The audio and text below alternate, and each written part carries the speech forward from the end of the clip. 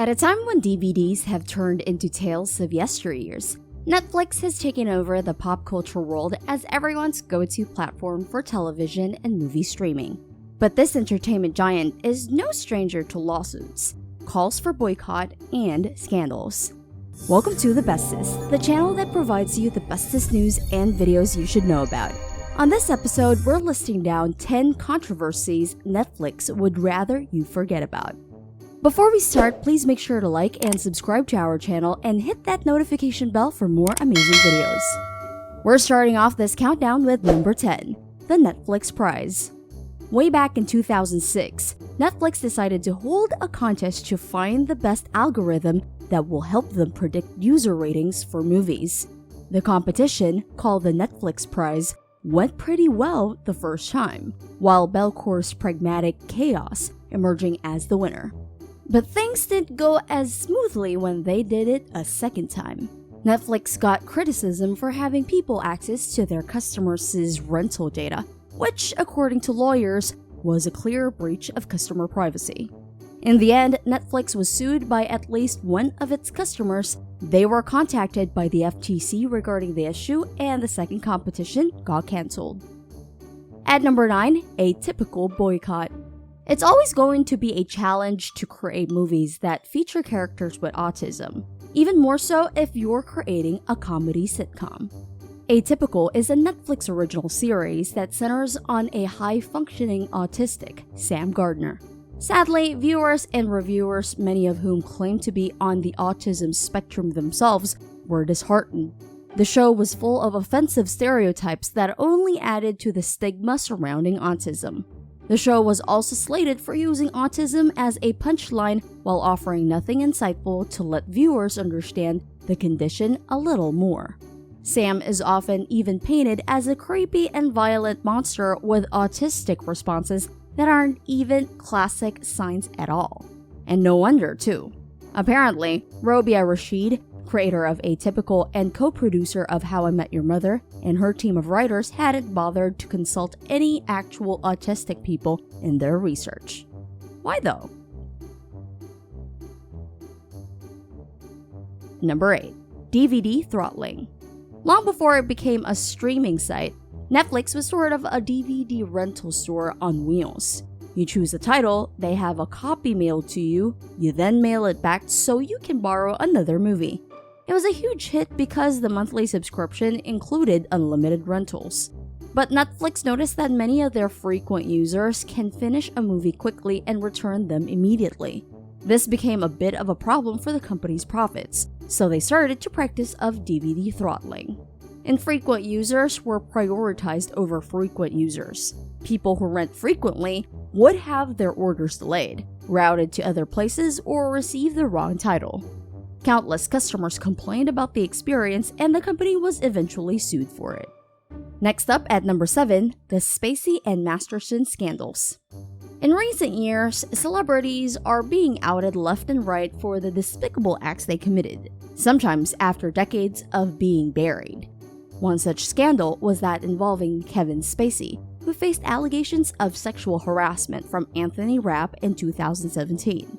According to Rapp, Spacey had been on top of him and trying to seduce him when he was but 14 years old. More people then came forward with stories of Spacey exposing himself and harassing them. Because of this, Netflix announced that the 6th season of House of Cards, which at the time was already quite far into production, would be the last of the show. But Netflix didn't act quite as quickly when 4 women filed rape allegations against that 70s show and the ranch star, Danny Masterson.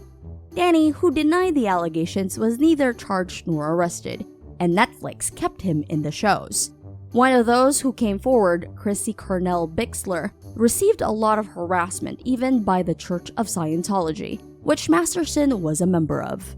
Her home security was hacked and disabled several times, and her dog was mysteriously killed after she filed a police report against Masterson. By December 2017, a 5th woman came forward. After much pressure from viewers who were getting mad for the company's 9 months of inaction, Netflix finally decided to fire him from the show. Screw you! You're fired! Next up at number 6, Monique boycott. On January 29, 2018, comedian Monique posted this video on her Instagram account. Hey my loves, I am asking that you stand with me and boycott Netflix for gender bias and color bias. Here, she slammed the famous streaming site for gender and color bias. It started when comedian Amy Schumer learned that male comedian Dave Chappelle was being paid $20 million. She demanded that she be paid more for her comedy special. Netflix granted the request and Schumer was offered an extra $2 million. After learning about this, Monique tried to negotiate with the company. She was, after all, an Oscar-winning actress, but was only getting a $500,000 offer, which was nothing compared to Schumer's $11 million. Monique's request was denied, hence the video. Her IG post received a lot of attention from other comedians, such as Wanda Sykes, another black actress who said she was getting less than half of what Monique does. Netflix refused to comment on the issue, and the boycott has eventually died down. Coming up next at number 5, The Crown's Equal Pay Dispute. A show about Queen Elizabeth II and her reign over the United Kingdom, The Crown was met with much criticism in 2016. This was after news broke out that, ironically, Claire Foy, who played the Queen, was not the highest paid actor in the set.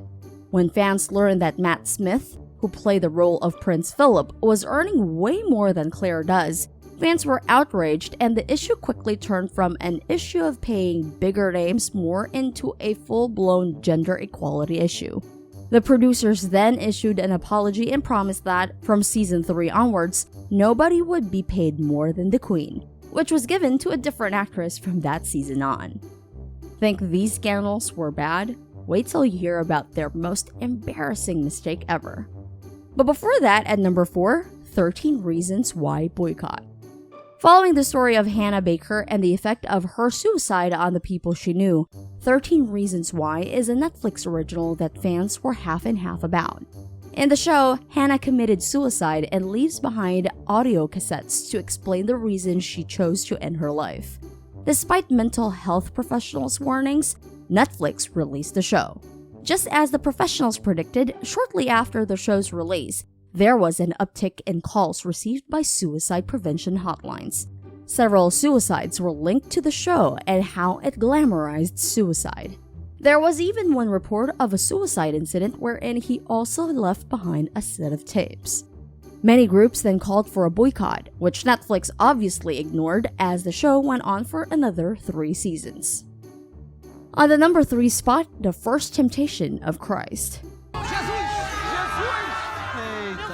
Comedy group Porta de Fundos released a 46-minute Netflix special called The First Temptation of Christ. Much to the religious community's shock and anger, the show portrayed Jesus as a gay man. Though the backlash was already expected, what the creators probably did not expect was that they would anger one group so bad that they'd celebrate Christmas of 2019 by recording and posting a video of themselves throwing Molotov cocktails through the window of Porta de Fundo's office. Yep, they got mad alright. Making it to number 2, the Chinese porn accident.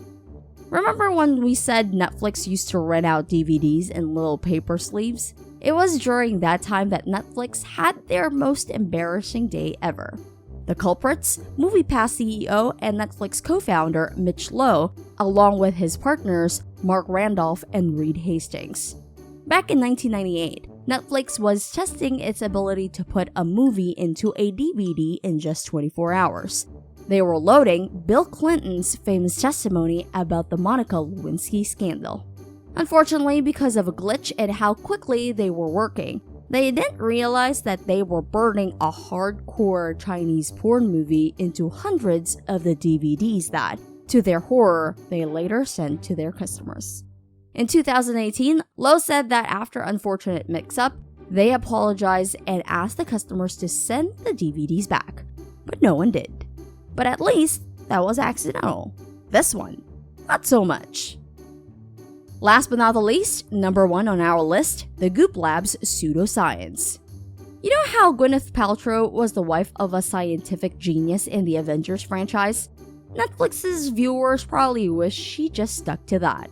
The Goop Lab is a documentary series that premiered on Netflix last January 24, 2020. Here, you will see Gwyneth Paltrow, who, for reasons we don't understand, has a bizarre pseudoscience company called Goop. If the name sounds like a lot of nonsense, well, so does many of the things they promote. Here are just some of the things they promoted in the show. Getting stung by bees to eliminate old injuries. There are a few people who actually tried, and at least one of them died. Then there was that episode where they claimed hormone imbalance can be resolved by vaginal steaming.